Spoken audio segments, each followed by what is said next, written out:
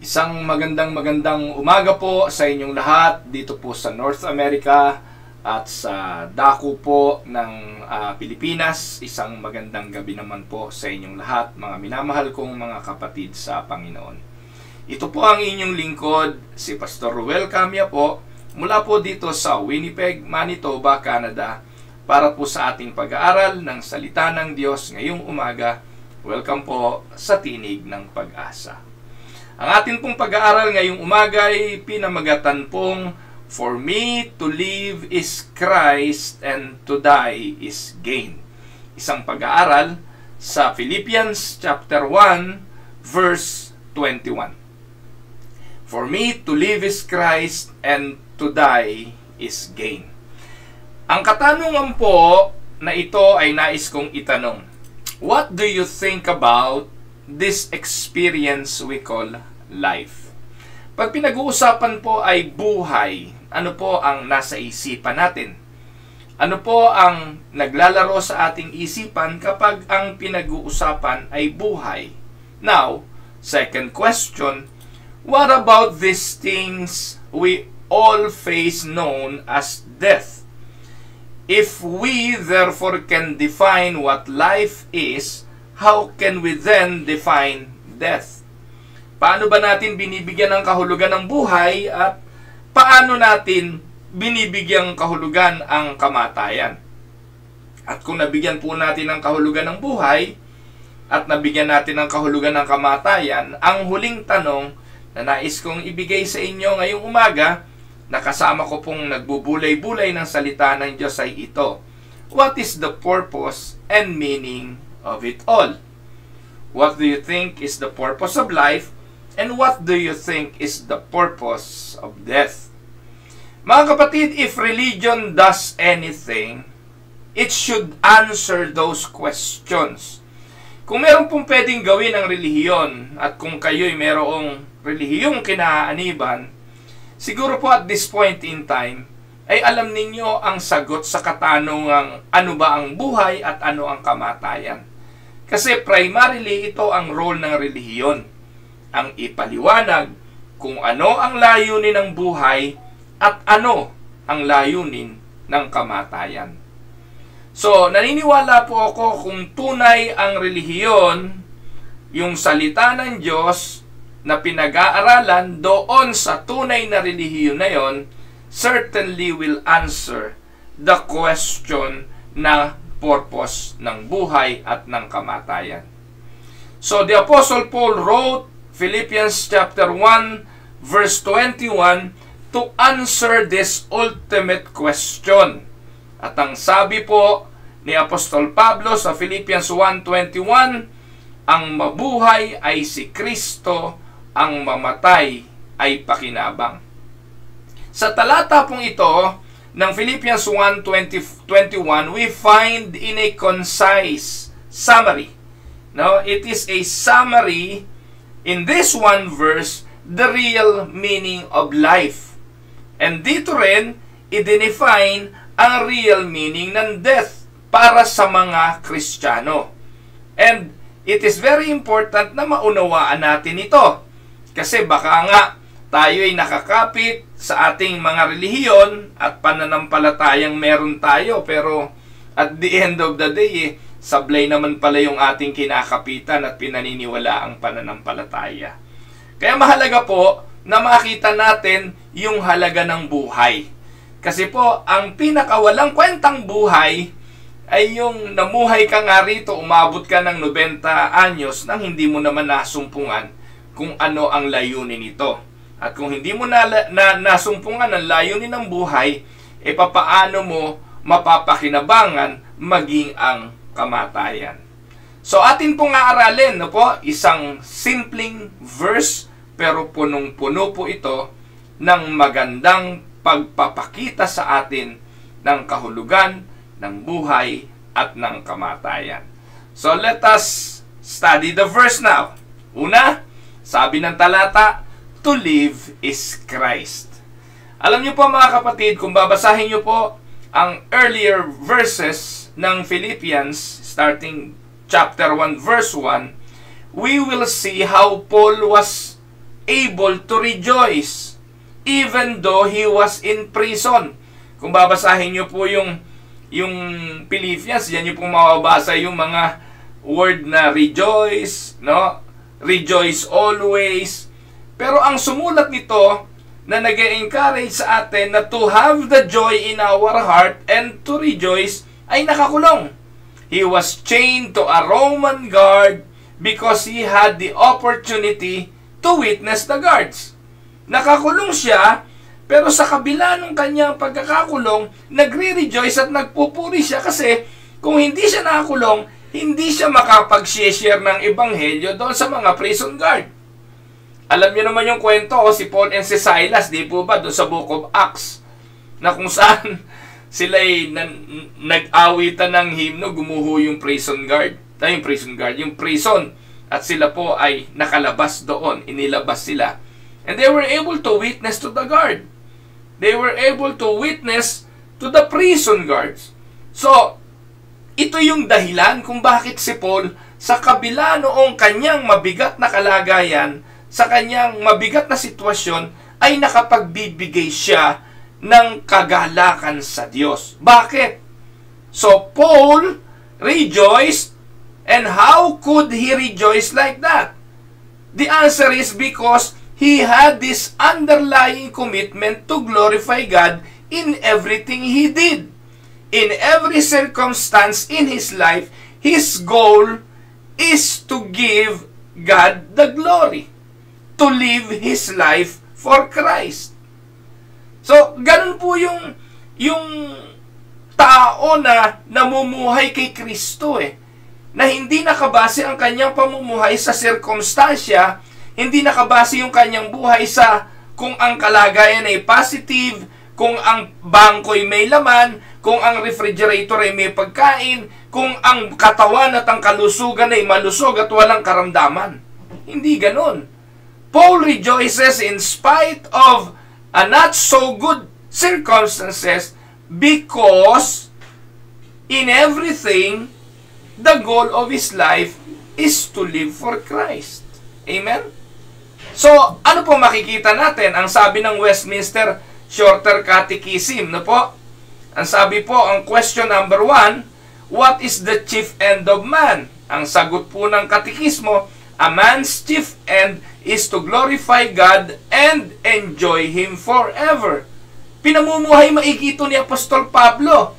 Kaya nga po sa kanyang sulat sa unang Korinto 10:31, so anuman ang inyong ginagawa, whether you eat or drink or whatever you do, do all to the glory of God.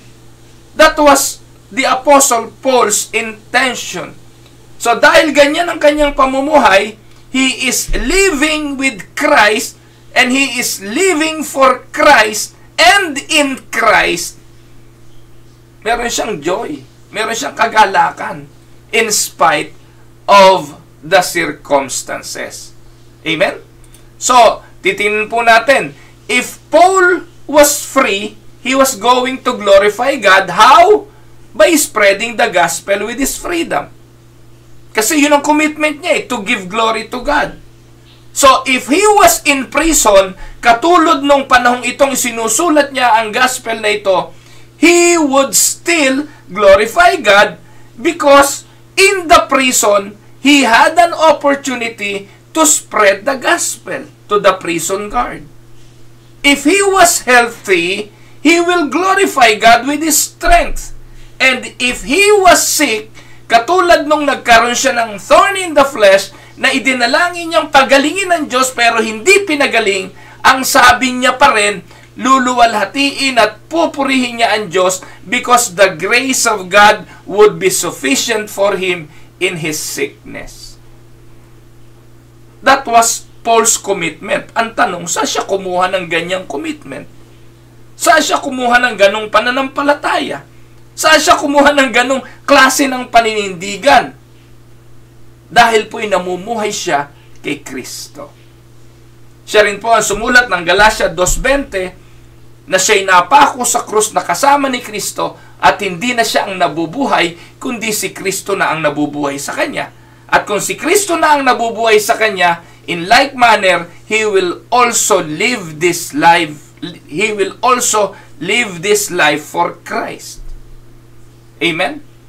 That was Paul's commitment, that God would be glorified and the gospel of Christ will spread in everything. As far as his life is concerned, yun ang kanyang commitment. For me to live is Christ. Hindi po ba napagandang summary ng buhay yon? For me to live is Christ. Amen? So, for us to live is Christ, ibig sabihin noon, we make our decision by whether it benefits Him and will advance in the advancement of His kingdom. Pag sinabi natin namumuhay tayo sa isang bagay, sa isang tao, so kung kanino man, ibig sabihin, nakasentro sa bagay na yon, sa taong yon, o kung kanino man at kung ano man, ang lahat ng ating mga pagpapasya. Amen? So, it is not, do I want to do this? Ano po? Hindi natin gagawin ng isang bagay because ang question natin ay, gusto ko bang gawin ito? O do I want to do this? It is not, does it make me money? It is not, does it feels good? It is not, do other people want me to do it? Or, is everyone else doing it? Minsan po, we are being forced on doing things because of these reasons. Unang reason, kasi gusto ko to eh. Yan ang motto ng mundo. Gawin mo ang nakapagpapasaya sa'yo. Gawin mo kung saan ka liligaya. Mga kapatid, tandaan po ninyo, hindi lahat ng utos ng Panginoon, hindi lahat ng gusto ng Panginoon ay masaya. Hindi lahat ng gusto ng Panginoon makapagpapaligaya sa atin. Dahil totoong mahirap ang mga gusto ng Panginoon sa mundong ito para sa atin. It will take sacrifices, it will take commitment to do the will of God in our lives. But in spite of that, take note of this, if we are living for Christ like the Apostle Paul, we can rejoice. Amen? Kasi kung ang pagiging joyful natin is based on the perfections that we have as far as this life is concerned, you will be disappointed. Walang perpektong asawa, walang perpektong anak, walang perpektong relationship, walang perpektong simbahan, walang perpektong trabaho, walang perpektong kalusugan. Wala ho. At makamit mo man yung pinakagustong gusto mo, ngayon, bukas, sasawaan mo rin ito. Hindi po ba totoo? Walang satisfaction ng tao. Kahit na yung pinaka-cravings na meron ka ngayon. Ano yung cravings na meron ka ngayon? What do you desire the most to eat this morning? Sige po, pritong tinapa na may itlog, na may nilagang talong, sasawsaw sa bagoong at kape. Di ba sarap? Pero pagkatapos mong kumain at nabusog ka, pagkatapos mong magutom uli, gusto mo ba ulit tinapa, nilagang talong, itlog at saka kape? Naku, ayaw mo na nun kasi pang-almusal yun.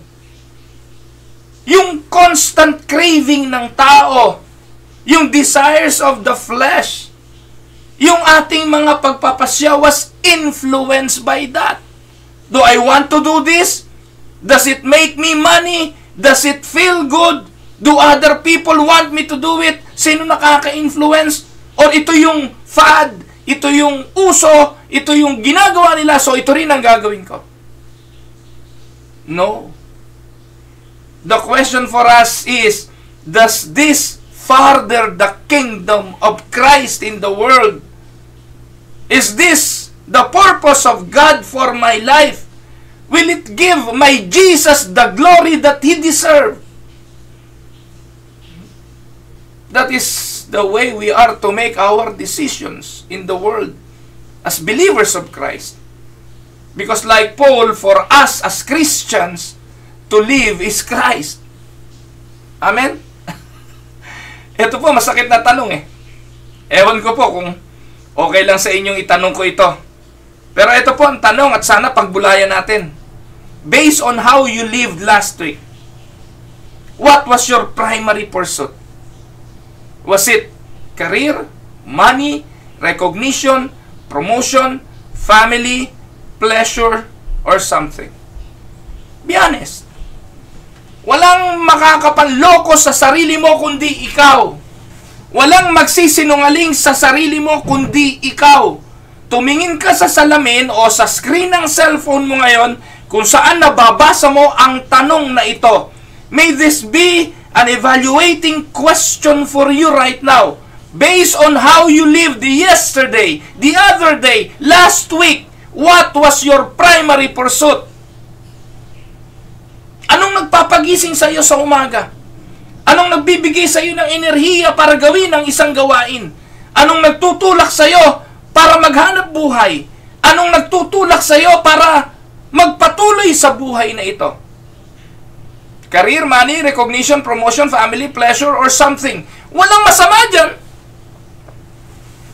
If we are going to look at it at first glance, there is nothing wrong about career, money, recognition, promotion, family, pleasure, or something. We are all living for something. Amen? We often know what the correct answer should be, but our lives often paint another picture. Amen? Alam natin ang sagot eh. Ano ba dapat yung primary pursuit ng buhay? Sinagot na nga ng Westminster Confessions of Faith yun kanina, ng Shorter Catechism eh. Ano yung chief end ng tao?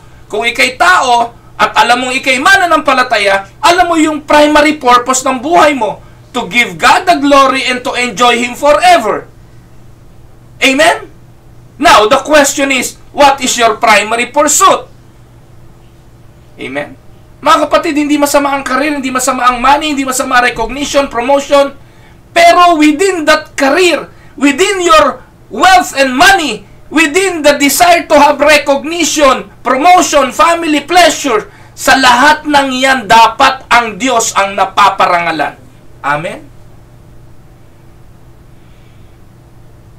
Aminin man natin o hindi, mga kapatid, we are all living for something, whatever it is.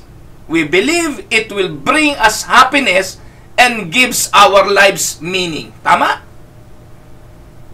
Meron tayong hinahabol. At itong hinahabol natin, ang ating paniniwala, ito yung makapagbibigay sa atin ng kaligayahan at ng meaning sa ating buhay. Pero hindi nyo po ba naisip na minsan para lang tayong aso na walang tigil ng kahahabol sa kanyang buntot, na kahit maghapon siyang mag-iikot, hindi niya to maaabutan?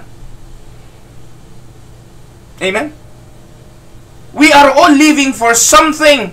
Some are pursuing sexuality, marriage, retirement, or host of other things. Ang tanong, ngayong naabot mo na yung mga yan, yung iba'y narating mo na naman.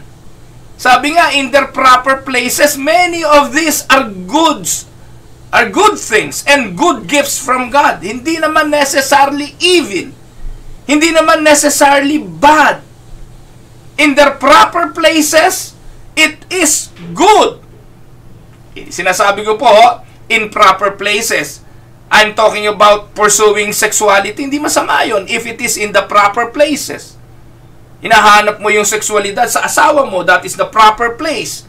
But if you are pursuing sexuality sa iba, lalo na dun sa kapareho mong sex, gender rather, that is not in the proper place. Masama yon. Marriage, hindi masama yan.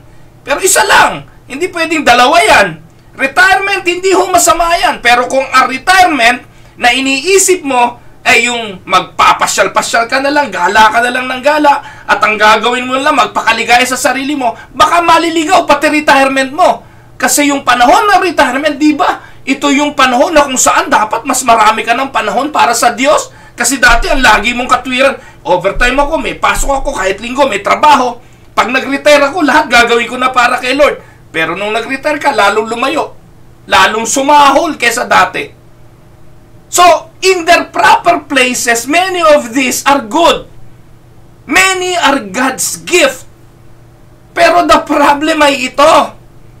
If we make any of them our primary pursuit, they will disappoint. Pakinggan nga po na natin ang payo ng isang pinakamatalino tao sa mundo. Pakinggan natin ang payo ni Solomon. Ang sabi ni Solomon ito Ecclesiastes 1:1-3. The word of the preacher. Ang salita daw ng mangangaral. The son of David. Sino yon? Si Solomon. King in Jerusalem. Ayan. So dyan ipinakilala sa atin kung sino writer.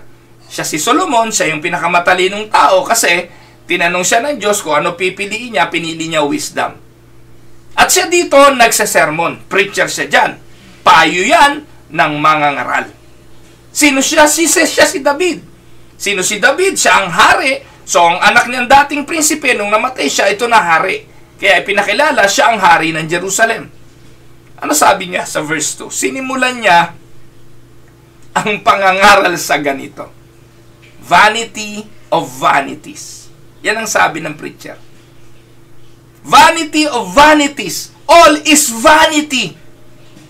What does man gain by all the toil of which he toils under the sun? Napakapangit na sermon naman ito. Kung ang pastor kaya ninyo tatayo sa pulpito at pag tayo'y sasabihin sa inyo matapos na magpakilala, walang kabuluhan ang buhay. Walang kabuluhan. Ano ang silbi ng hirap sa buhay na ito? Lahat ng ating pagpapagal sa silong ng langit, lahat ay walang kabuluhan. Can you imagine? Pero bakit to sinasabi ni Haring Solomon? Kasi natikman niya lahat Natikman niya lahat ng sarap sa buhay, kapangyarihan, karunungan, dami ng babae, 1,000 ang 700 ang asawa, 300 ang concubines. Can you imagine that? 365 days lang ang taon So, kahit sipingan niya yung kanyang asawa ng 3 taon, hindi siya uulit dun sa isa. Can you imagine? Alam niyo mga kapatid, we are all familiar with Paul's statements. To live is Christ. Yun po yung ating talata. To live is Christ. If we put any of the above pursuit, if we put any of the above pursuit in place of Christ, it does not sound like a problem at first glance. Look at this. Di naman mukhang masama Like for instance, to live is family. Masama ba yan? To live is recognition. Masama ba yan? To live is money. Masama ba yan? To live is sexual fulfillment. Masama ba yan? To live is career. Masama ba yan? Katulad ng binanggit ko kanina, if it was or if it is in its proper places, many of these are good gifts from God. And many people live their lives with these mottos. Amen? To live is family. Maigi yan kasi yung iba talaga namang hindi nabubuhay para sa pamilya. Hindi nagsusupport para sa pamilya. Walang kwentang mga magulang, walang kwentang ama, walang kwentang ina, walang kwentang mga anak. Di ba ang sarap na nga ng to live is family? Yung mga taong ang ihina ng self-esteem, yung wala man lang desire na mag-pursue ng career, o yung ubod ng tamad, ayaw maghanap buhay para kumita. Hindi masama yung mga bagay na yan. But then again, importante na nasa tamang mga lugar yan. Sometimes they are spoken, sometimes they are not. But many people live their lives with these mottos. Again, in their correct places, all of these things can be gifts from God. But in the place of Jesus, they all fail to live up to the promise. Ano sabi ni Paul? To live is Christ. So, to live for family is to die. To die is loss. To live for recognition, to die is loss. To live is money, to die is loss. To live in sexual fulfillment, to die is loss. To live is career, to die is loss. Ano sabi ni Job sa Job 1:21? Naked you came from your mother's womb, and naked you shall return. Again, binanggit ko kanina, in proper places, hindi masama ang pamilya, recognition, money, career, sexual fulfillment, na kung saan yan ang top 5 na hinahabol ng tao sa mundong ito. Magandang pamilya. Bakit nag-a-abroad ang katwiran, pamilya? Bakit nagtatrabaho, katwiran, pamilya? Yung mga nandito sa Canada, ba't pa kayo nagpunta ng Canada? Marami na kayong pera sa Pilipinas para sa pamilya. Lahat para sa pamilya. Hindi ho masama yun. Bakit mo ginagawa yan? For recognition. I want to achieve something that somebody or people never achieved. Hindi ho masama yun. Bakit mo ginagawa to? For money. No? Yung iba nagtatrabaho, no, nang walang bayad, hindi naman uubra yun. How can you survive? So we live and we work for money. Hindi masama yun. But if those pursuits are the primary things of this life, to die is loss. Amen? There is only one who makes life truly abundant and causes death to lose its sting. And that is, to live is Christ. Amen? Now, puntahan natin yung pangalawang bahagi ng Philippians 1:21. Sabi, to live is Christ. Ano ang pangalawa? Sabi ni Paul, to die is gain. So the Apostle Paul says, his life is all about living for Jesus. So that he can say, to me, to live is Christ, but he also says, to die is gain. Now, to a lot of people, that sounds even more odd than to live is Christ. Someone might think, okay, maybe you are right, to live with Christ is okay, but to say to die is gain, well, that's a different thing. Why? Because not too many people really think that way. Most people think of death as the worst possible thing that can happen to anyone. Lagi po nating sinasabi, habang may buhay, may pag-asa. Ang tanong, ano ba yung nasa isipan ng tao kapag sinasabi niyang habang may buhay, may pag-asa? Umaasa siya na babaguhin yung kanyang pangkasalukuyan ng isang pangyayari para sa ikagaganda nito ayon sa sarili niyang gusto. Kaya ang motto, habang may buhay, may pag-asa. Nakuha niyo po ako? Kaya, pag pinag-uusapan na yung kamatayan, alam nila kawalan na to ng pag-asa. Pinag-uusapan na yung kamatayan, ibig sabihin the end. The end of all our pursuit. Paano ka naman magiging pakinabang yung kamatayan kung ganon? And that is the end of all our pursuits and desires. Tama nga naman, may katwiran. Bakit, pastor? May karir ka pa ba pagpatay ka na? Lahat ng ginawa mo, lahat ng na-achieve mo, lahat ng meron ka, iwanan mo lahat yan. Ano pakinabang doon? May katwiran nga naman.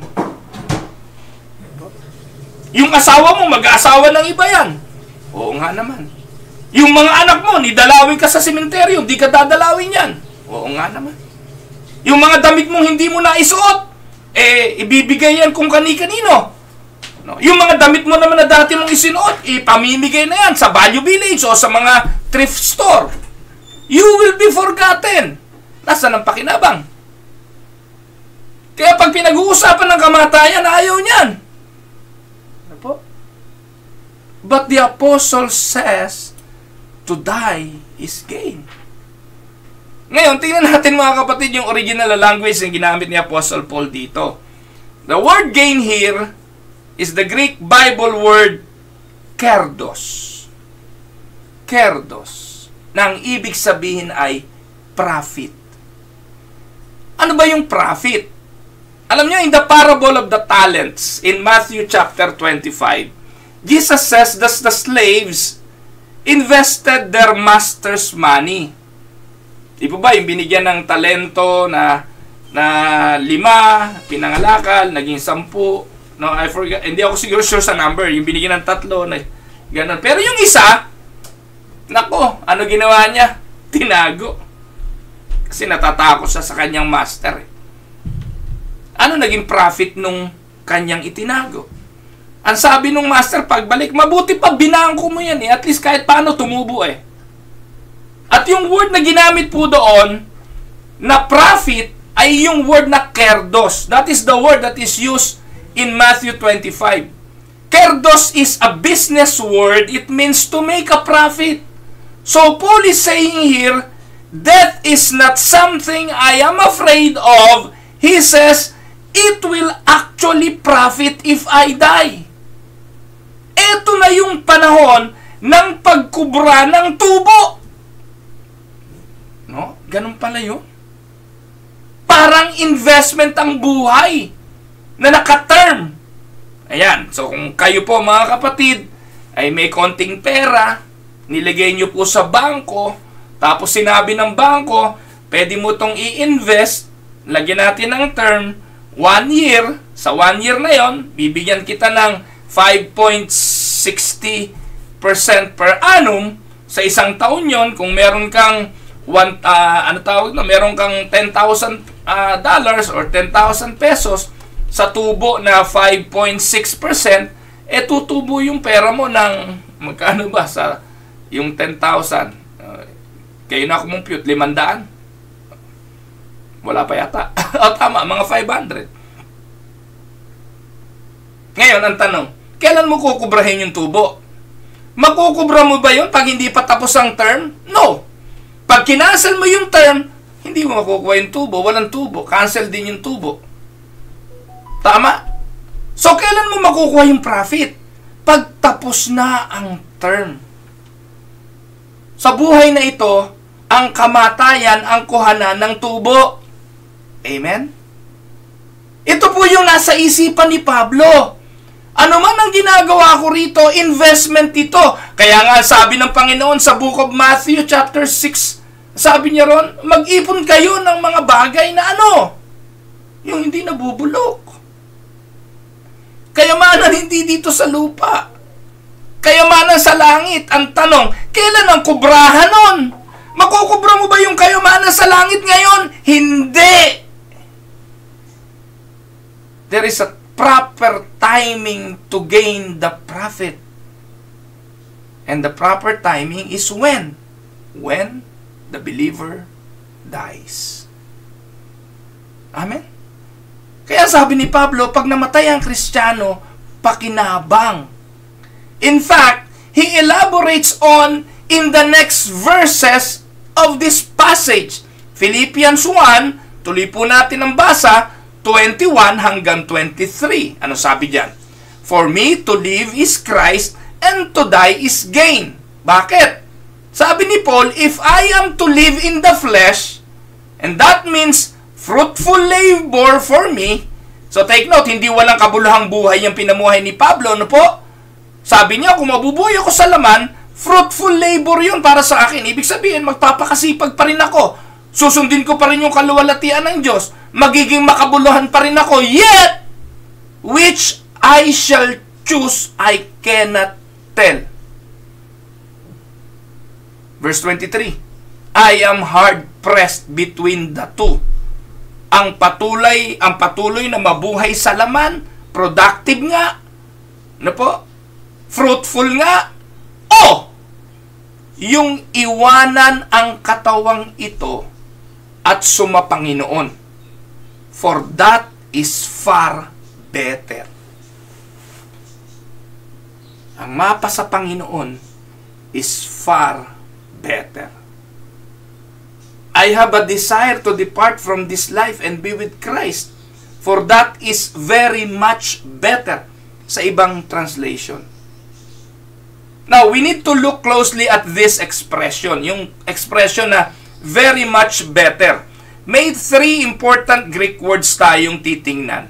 Una, yung word na polyon o polyon, na ang ibig sabihin many, much, multitude. Pangalawa, yung malyon means more than, better, rather than something. At ang panguli, yung kresyon, na ang ibig sabihin better, stronger, more excellent. At dito po, naiipit si Pablo. Ano po? So, the Apostle Paul, under the inspiration of the Holy Spirit, just stuck this comparative one upon the other para i-emphasize ang katotohanan na to die and to be with Christ is a multitude more excellent, better than life. Pinagpatong-patong niya itong katotohanan ito. Ang sabi ni Pablo na ang mabuhay kay Kristo o ang mamatay kay Kristo ay polyon, malyon, kresyon. It is better than life, more excellent than life. It is multitude than life. We can gain more excellent, more better, or better than anything that this life can offer. That is the Christian attitude towards death. And honestly, I don't think most people have this attitude. It goes against our natural inclination na huwag mamatay, ayaw nating mamatay, at manatiling buhay, at kung po pwede lang, umidad tayo ng napakahabang taon, 2,000 years na hindi namamatay. Ang tanong, meron bang ganun? Well, hindi naman po masama, mga kapatid. Tandaan po ninyo, it is God who instilled sa puso ng tao yung powerful desire to live, which is a good thing. But our faith in God's Word tells us that there is much better, something much more better than this life. And waiting for the Christian is a profit. After death is gain. And that is something that is so much better. It is God Himself. Notice Paul the Apostle Paul doesn't say, I want to die and go to heaven. The Apostle Paul doesn't say, I want to die and go to heaven because that is much better. He doesn't even say, I want to go to see the street of golds, my mansion, at yung sinasabi ni Apollo Kiboloy na yung kanyang doorknob ay diamond. Because that is much better, the reason why I want there. No. The Apostle Paul doesn't say, I want to go and ride the perfect horse or play the perfect golf course in heaven. Because that is much more better. Walang ganun. Ang nabasa ko po, sinabi ni Apostol Pablo, polyon, malyon, kresyon. Much more better to die than to live here on earth. He says, it is gain, it is a profit for him.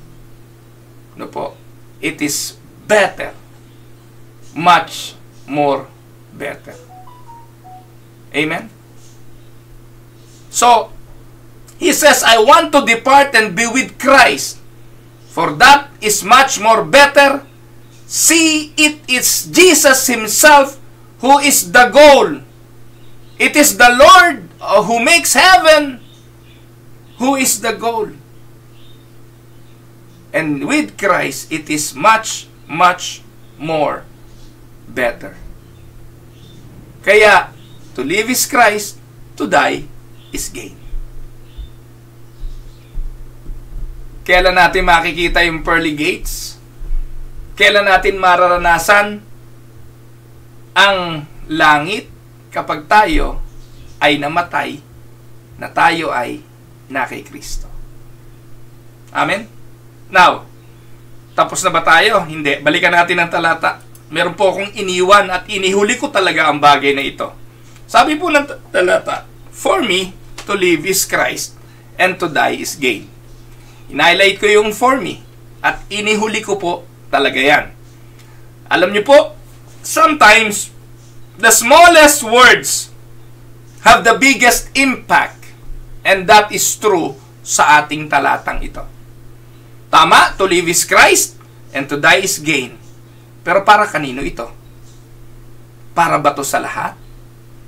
Ang pamumuhay ba kay Kristo ay para sa lahat? Hindi, kasi ang dami naman tao. Maluwang ang daan, patungo sa kapahamakan, hindi sila kay Kristo. Makipot ang daan, patungo sa kaluwalhatian, konti lang ang nakakasumpong, iyon ang namumuhay kay Kristo. Hindi lahat mamamatay ng mapakinabang, marami ang mamamatay ng walang pakinabang kundi kapahamakan. Makipot ang daan patungo sa kaluwalhatian, konti lang ang may pakinabang. Bakit? Ang kamatayan kasi ay for me, personal, at para doon sa naglagak ng kanilang pananampalataya kay Kristo.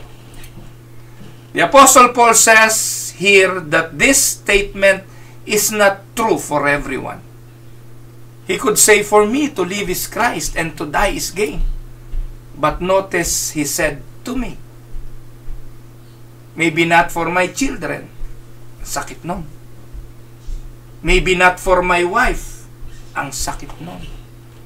Maybe not for my friend, ang sakit nun. But that is the reality. It is not for all. This was true for him, but it was not true and is not today true for everyone. Amen? It is only true for those who have genuinely committed their lives to Christ. Tandaan po natin mga kapatid, for one, not everyone can say, for me to live is Christ. Most people don't live for Christ, so they cannot say that to live is Christ. They aren't spending their lives advancing His kingdom in the world. They aren't telling anybody about Him.